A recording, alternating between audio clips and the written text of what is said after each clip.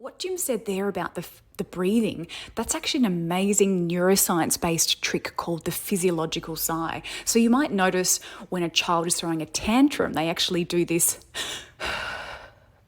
So they breathe in and then they have this really long exhale.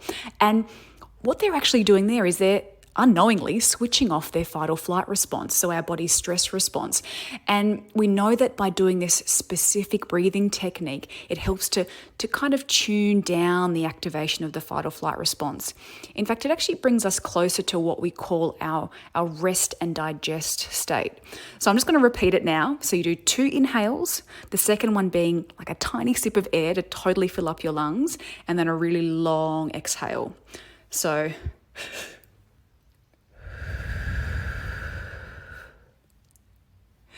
the exhale has to be longer than the inhale, otherwise it's not going to work. So I hope our dear listener at home tried that. And if you do, you'll probably notice, if you do that a few times in a row, you'll notice you feel a bit different. You feel a bit calmer. And you might even notice, for example, tingling in your fingers. And that's the blood being rediverted from your muscles to your skin.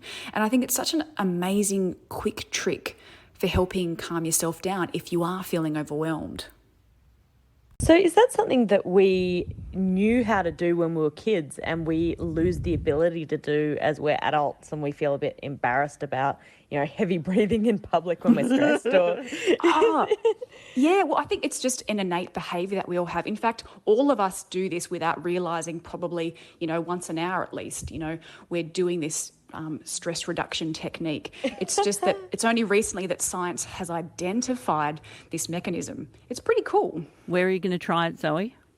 Oh, goodness. Well, I was just thinking when I work at the ABC and I was working with Kylie from Drive, and she was saying I was sighing a lot.